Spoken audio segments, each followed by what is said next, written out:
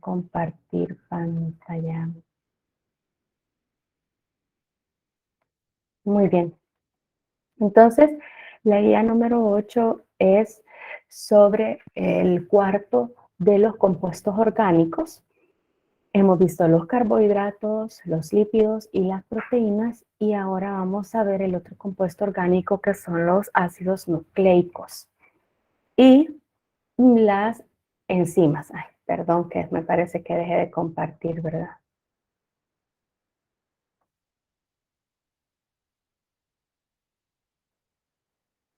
Muy bien. Entonces, los objetivos, que ustedes comprendan cuál es la composición y la función de los ácidos nucleicos, ¿verdad? Así como también de las enzimas. Pues para ello hay que describir los ácidos nucleicos, cómo se componen, cuáles son los diferentes tipos que hay, ¿verdad? Luego, brevemente, cómo ellos forman el material genético celular. Luego, el otro compuesto que es un ácido nucleico también, que es el adenosín trifosfato, y cómo es que actúa, ¿verdad? El adenosín trifosfato para aportar energía a las células. Ahora, con relación a las enzimas, tenemos que definirlas, ¿verdad? ¿Cuál es su papel en las reacciones metabólicas de la célula? Y también ver por qué son importantes y cómo estas son tan necesarias para que se realicen las reacciones. Muy bien. Entonces, los ácidos nucleicos son moléculas orgánicas enormes que contienen carbono, hidrógeno, oxígeno, nitrógeno y fósforo, ¿verdad? Y hay de dos tipos. El ácido desoxirribonucleico, que es el DNA, las siglas se ordenan como se llaman en inglés, ¿verdad? Normalmente. Y el ácido ribonucleico, que es el RNA, ¿verdad? Muy bien. Entonces, el DNA es el que forma, ¿verdad?, el material genético en el interior de cada célula. Y este compuesto se organiza en moléculas grandes o en segmentos que se llaman genes, ¿verdad? El gen entonces es como una forma de organización del ADN en el núcleo. Y el gen, ¿verdad?, que está formado por el ADN, pues tiene esa secuencia genética que determina todo lo que la célula tiene que realizar, ¿verdad? Entonces, el ADN, ¿verdad? El ácido desoxirribonucleico forma el material genético heredado, el que hemos recibido de nuestros padres y el que, si tenemos hijos, ¿verdad? El que transmitimos a nuestros hijos, ¿verdad?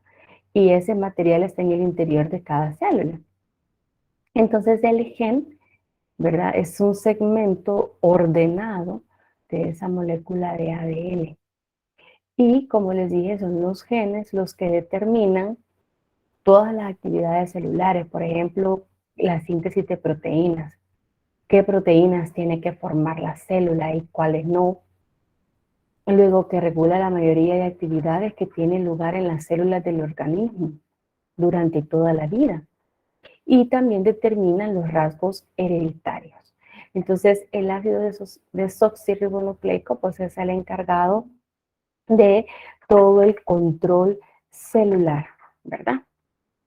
Y por tanto, como un ser humano o un animal está formado por células, como ya vamos a ver, ¿verdad? Todos los seres vivos están formados por células, es en la unidad básica de la vida. Entonces, por eso es que la célula determina, ¿verdad?, lo que hacemos, lo que realiza en nuestro cuerpo internamente, externamente, ¿verdad? Y cómo se expresan nuestros caracteres físicos y fisiológicos, ¿verdad? El ácido ribonucleico es un ácido que tiene pues la función de que tiene las instrucciones de los genes específicamente para guiar la síntesis de proteínas a partir de aminoácidos dentro de las células. Entonces el ARN es como el mensajero del ADN. El ADN es el que activa la señal de qué proteína es la que se tiene que producir y prácticamente le dicta la orden al ácido ribonucleico, y el ácido ribonucleico es el que va a donde se sintetizan las proteínas para llevar esa orden y para ejecutarla, ¿verdad? Pero eso ustedes lo van a ir viendo más adelante. Y en módulo 3, pues, se ve más específico en genética. Muy bien. Entonces, ¿de qué consiste? ¿De qué consiste o de qué está compuesto el ácido nucleico? El ácido nucleico es una cadena de monómeros repetitivos. ¿Se recuerdan ustedes que el monómero de los carbohidratos son los monosacáridos, ¿verdad? Que el monómero de las proteínas son los aminoácidos. Entonces, en el caso del ácido nucleico, el monómero es el nucleótido. Ese es el monómero. Y cada nucleótido consta de 3 partes. Uno es la base nitrogenada. Ustedes pueden ver aquí las bases nitrogenadas, que son estos anillos.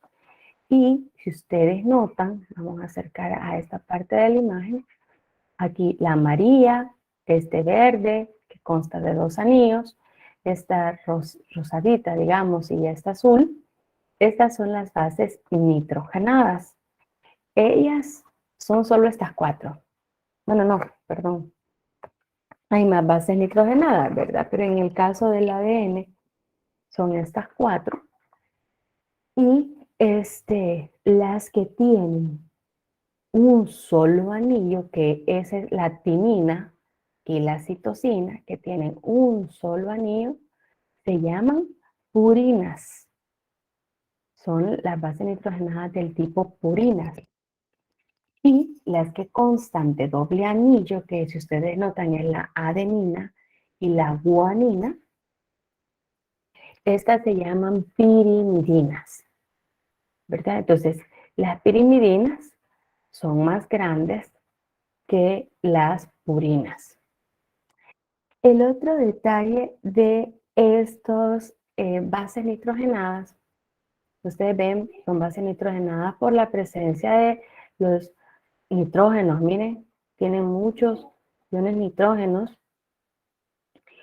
Ellas se van a agrupar siempre con su pareja.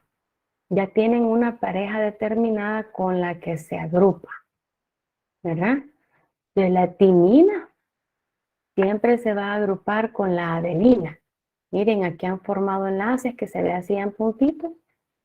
La timina siempre se va a agrupar con la adenina y la citosina siempre se va a agrupar con la guanina. Entonces, ellos siempre se van a unir con su pareja específico, ¿verdad? Y ese es parte de la clave del por qué el ADN se puede duplicar antes de dividirse, ¿verdad? Ahora, los otros componentes del nucleótido sería un azúcar, que es la desoxirribosa. Este es un azúcar de 5 carbonos. Vean todos los nucleótidos tienen ese azúcar y aparte de eso, pues tienen un grupo fosfato, ¿verdad? Todas tienen un grupo fosfato. Entonces, los tres componentes de cada nucleótido son una base nitrogenada, un azúcar y un grupo fosfato. Entonces, en el caso específico del ADN, noten que el azúcar es la desoxirribosa. De ahí el nombre de la molécula, ¿verdad? Ácido desoxirribonucleico, ¿verdad? Porque el azúcar es una desoxirribosa, ¿verdad? En el caso de del ARN, pues es ahí la diferencia. Ahora, en 1953 se propuso un modelo en el que se muestra cómo se ordena el ADN dentro de la célula. Y entonces el modelo es, como este que vemos aquí, es una doble hélice enrollada que prácticamente se asemeja pues a una escalera de caracol. Y en los extremos, en los dos extremos tenemos este segmento moradito que está los azúcares de las bases nitrogenadas y en el centro, vamos a acercar aquí, en el extremo tenemos los azúcares y en el centro, si ustedes ven, tenemos las bases nitrogenadas que al unirse pues formarían como los peldaños de la escalera, ¿verdad? Entonces este es el modelo que se propuso. Ahora, cuando se da la duplicación celular, ustedes ven aquí son dos cadenas. Entonces, cuando se da la duplicación, aquí lo que sucede es que los enlaces de hidrógeno, que son los que unen las bases nitrogenadas, estos que están aquí punteaditos, esos se rompen. Entonces, si ustedes ven, de un lado va a quedar una cadena y del otro lado va a quedar la otra cadena. Ahora, como las bases nitrogenadas son complementarias, ¿verdad? Al tener la mitad de la cadena separada, se puede completar poniéndole las bases nitrogenadas correspondientes a cada una de las cadenas. Entonces, se rompen los enlaces, ¿verdad? Y a las bases nitrogenadas que están solas se les van agregando otras bases nitrogenadas. Entonces se llegan a formar dos doble cadenas completas, ¿verdad? Idénticas, ¿verdad? Entonces, por ese aparejamiento que tiene la adenina, dijimos, la adenina con la timina y la citosina con la guanina. Entonces, si rompemos acá, entonces a la timina le ponemos otra adenina y a la adenina le ponemos otra timina. A la citosina le ponemos otra guanina y a la guanina le ponemos otra citosina y entonces ya nos quedarían dos cadenas completas.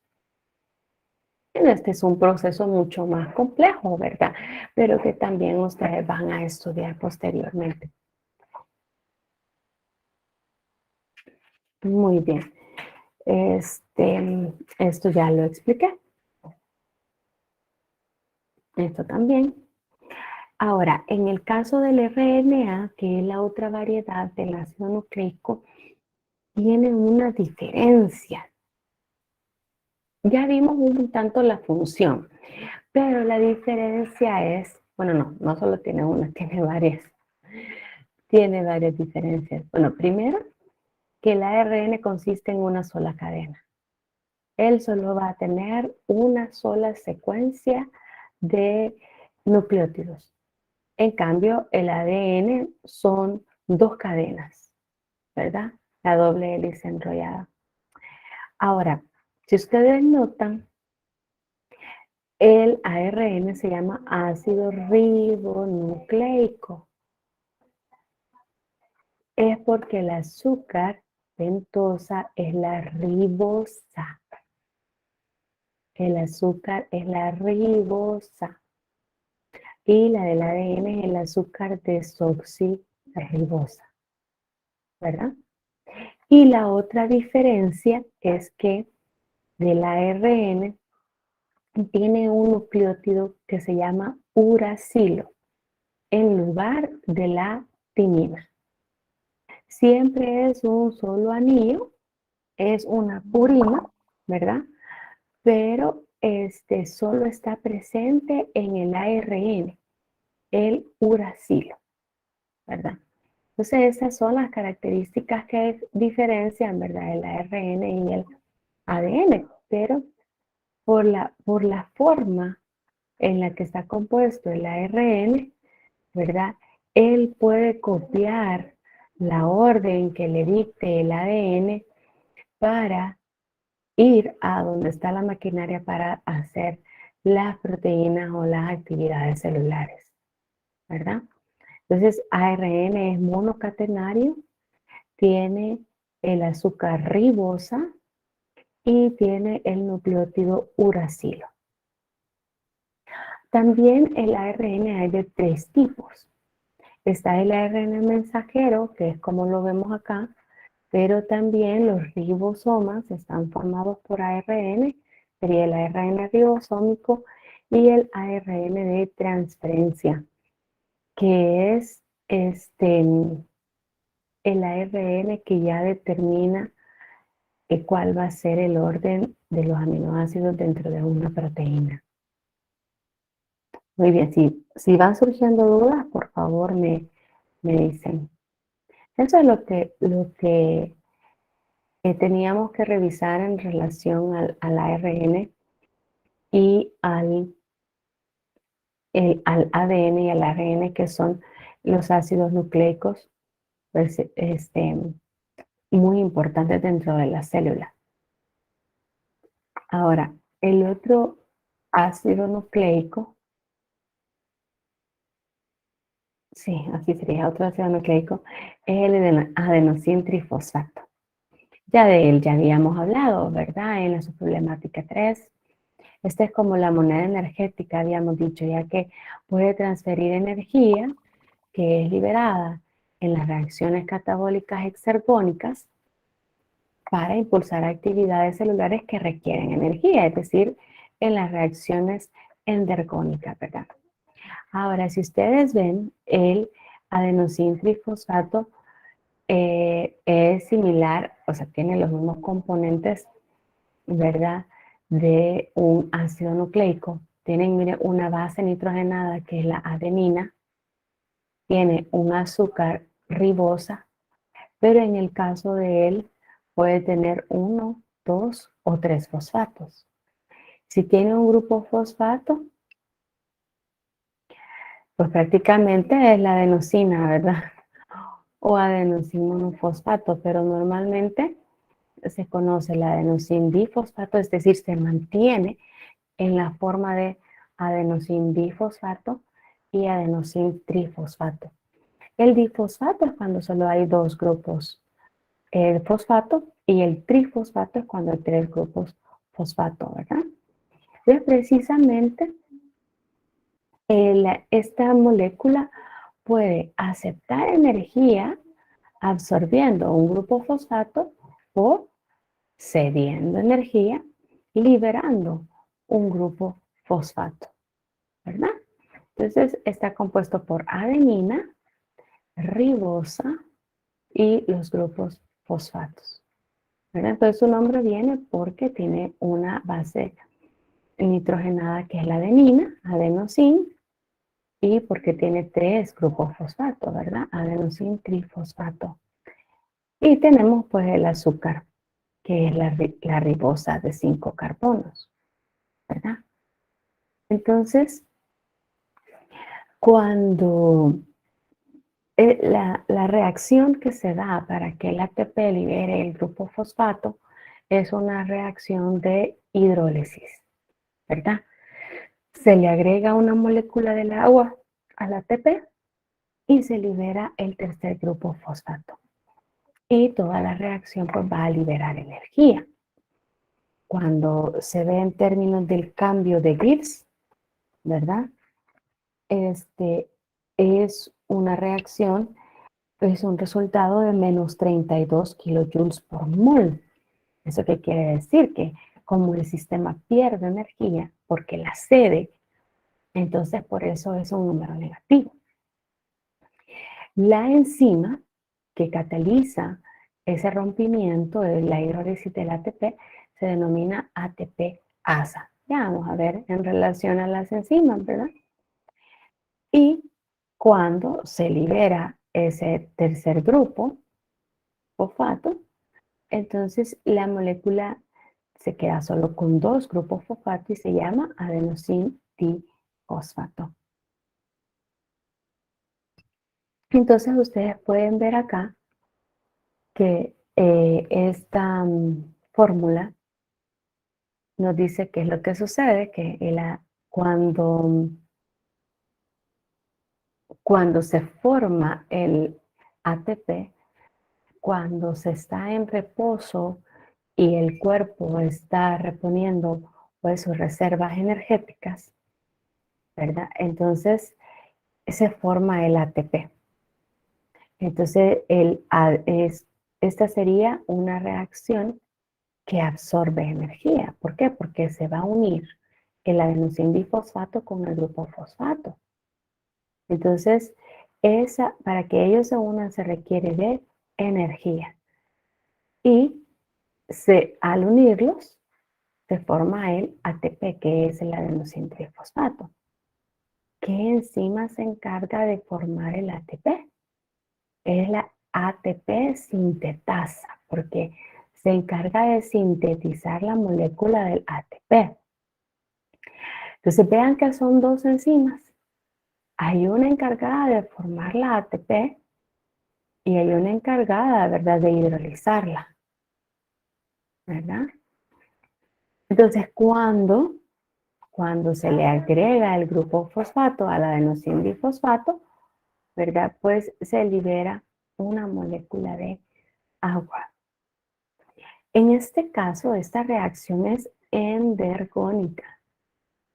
Y luego este ATP ya está disponible para acoplarse a otra reacción para liberar energía.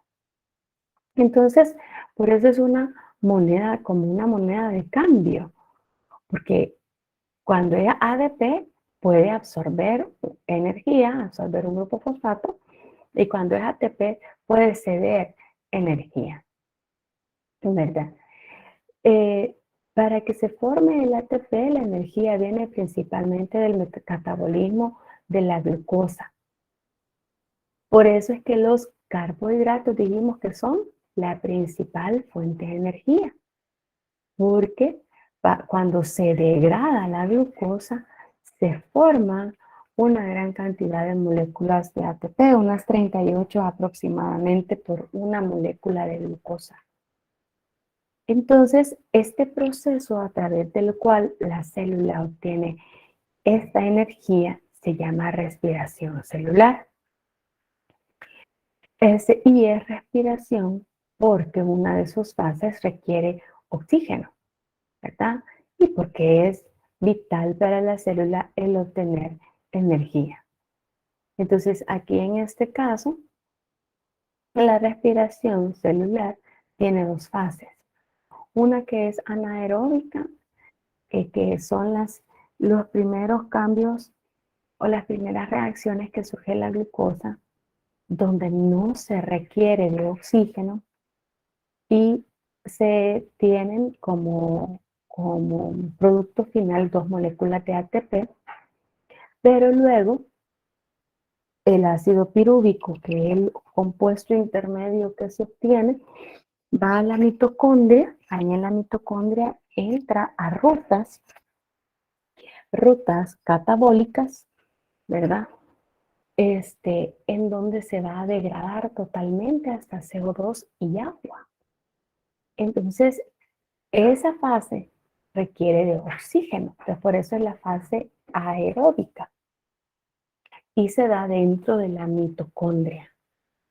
Al final de la degradación de una molécula de glucosa, al final de la fase aeróbica, se obtienen 38, perdón,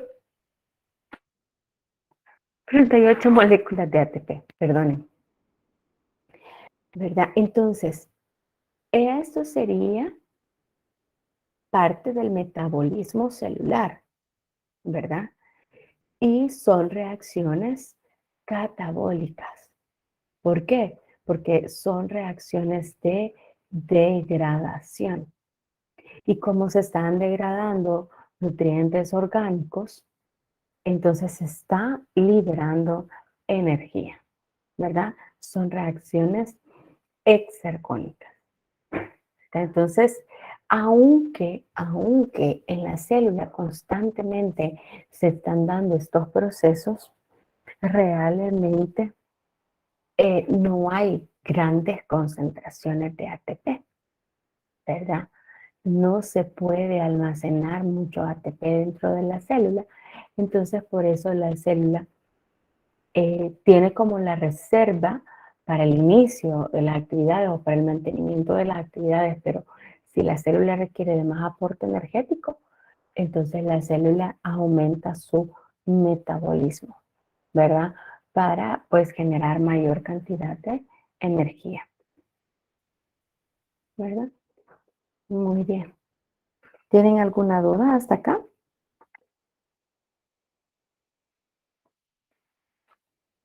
Pasemos entonces a las enzimas. Y es que ya hemos hablado de varias reacciones químicas, ¿verdad? Como por ejemplo esta que hemos visto de la formación del ATP a partir de ADP y un grupo fosfato. Realmente estas reacciones, para que se den espontáneamente, aunque las moléculas se pueden unir, pero para que se den espontáneamente, pues tendría que pasar muchísimo tiempo, ¿verdad? Más si la molécula está pasiva, ¿verdad? Con poca energía, por sí solas ellas no van a reaccionar y a unirse, ¿verdad? Es ahí donde actúan las enzimas, ¿verdad? Que son, las enzimas son catalizadores biológicos, o sea, ellas catalizan o ellas llevan a cabo la reacción. Entonces, ellas se encargan de que la reacción se dé. Entonces, por eso ellas tienen la capacidad de aumentar la rapidez de una reacción química. Y la enzima no se va a perder. La enzima no es parte del producto, ¿verdad? Sino que es aparte de ellos. Vaya, las enzimas que hemos visto en la ATPasa, la que lidera el grupo fosfato del ATP, ¿verdad?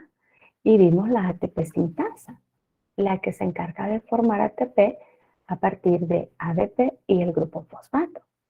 Entonces, en este caso, ¿verdad? En esos casos sucede algo como está aquí esquematizado. Aquí está la enzima, ¿verdad? La ATP sintetasa, por ejemplo, tiene este sitio activo, que es donde se van a unir los sustratos de la reacción, ¿verdad? Entonces, allá estaba el ADP y el grupo fosfato. Entonces, estos se unen a la enzima en el sitio activo, tal como casan adecuadamente, ¿verdad? Porque ese es algo que debe de cumplirse, que la enzima, ella puede unirse a un sustrato determinado, ¿verdad? Entonces, una vez unidas, la enzima realiza la reacción. Entonces, en este caso, la reacción es de separar, el caso que vimos de la ATP sintetasa, se forma el, el ATP, dijimos, ¿verdad? Y una molécula de agua, digamos, ¿verdad? Entonces, la enzima se encarga de llevar a cabo la reacción y luego libera los productos. Y miren, la enzima queda libre para volver a unirse a su sustrato, ¿verdad? Entonces, por eso son catalizadores biológicos. Y se nos da el ejemplo de la enzima más rápida, que es la catalasa. La catalasa realiza la función de la descomposición del peróxido de hidrógeno. Aquí tenemos, este es el peróxido de hidrógeno, que es, pues si se deja solito se descompone muy lentamente, esto es algo tóxico.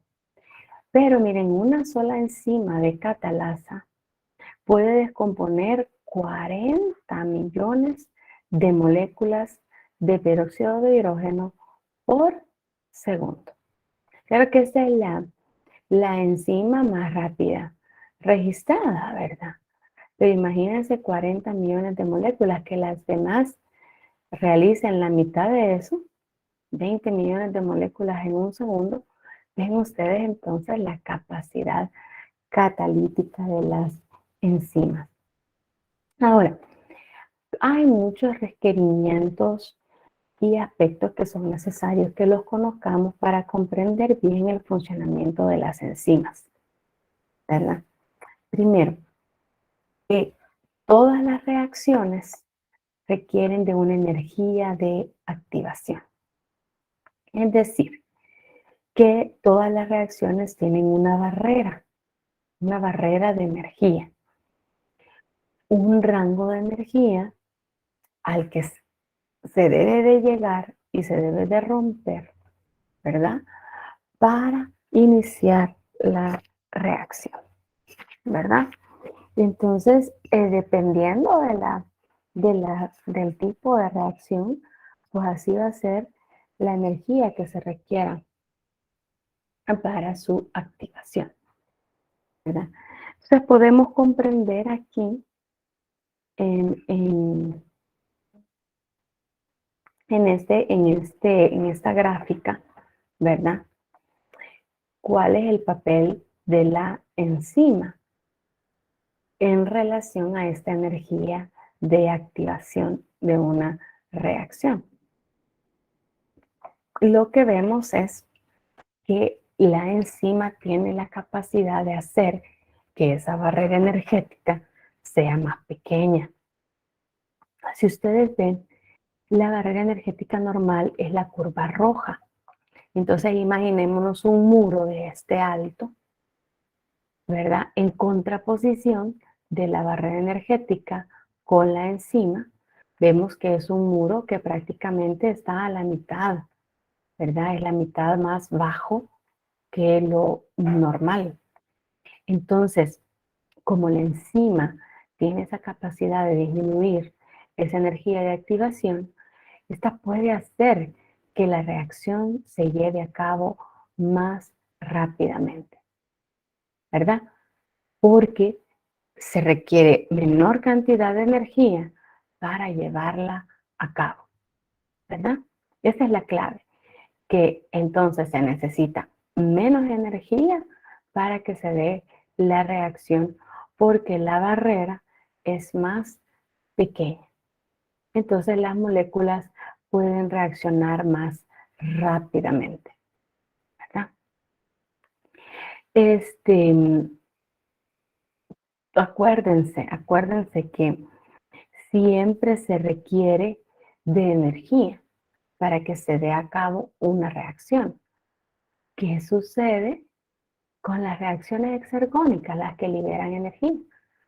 Que la energía que se produce es mucho mayor que la que se necesitó para realizar la reacción. Entonces, por eso pueden liberar energía, ¿verdad? Muy bien. Entonces, en el caso de las enzimas, ellos disminuyen la cantidad de energía que se necesita para realizar la reacción y, por tanto, la reacción puede ser más rápida.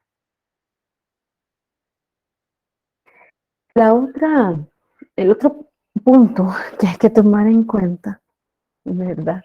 Es que la enzima funciona formando un sustrato, perdón, un complejo enzima-sustrato. Es decir, que la enzima debe unirse a los sustratos. Y cuando están unidos, forman este complejo, ¿verdad?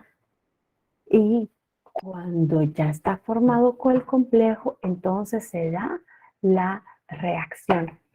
Y es que es como que comparáramos, ¿verdad? La cerradura y la llave. Para que la chapa gire y pueda abrirse, ¿verdad? La llave debe de estar bien adentro, debe de haber casado bien dentro de la chapa, ¿verdad? Si la llave la metemos a la mitad, la llave no va a hacer que gire la chapa, ¿verdad? Entonces es igual cómo actúa la enzima con los sustratos. Estos deben unirse y formar un complejo. Cuando están unidos, como tienen una estructura ordenada, ¿verdad?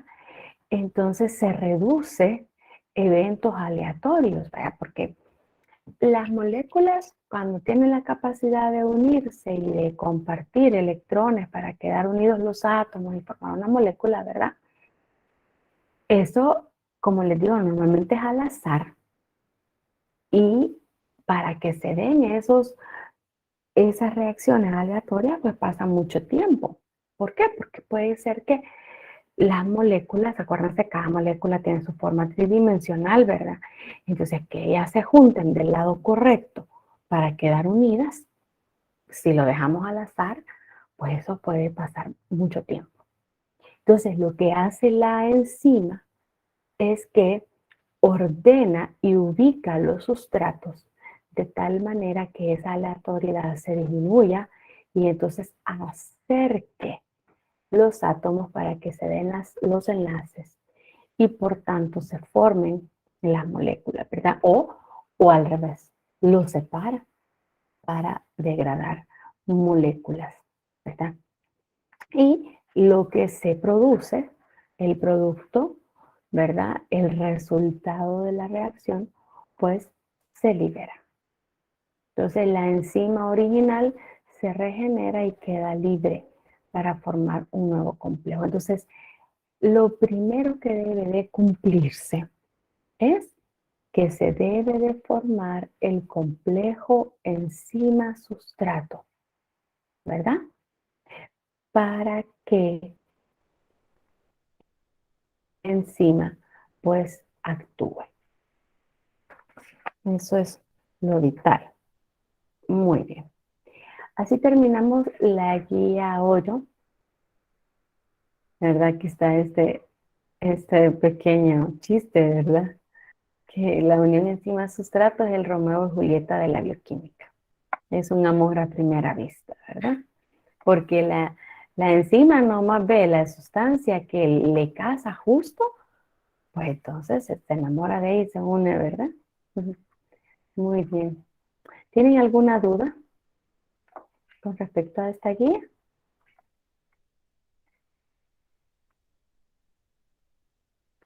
No hay dudas.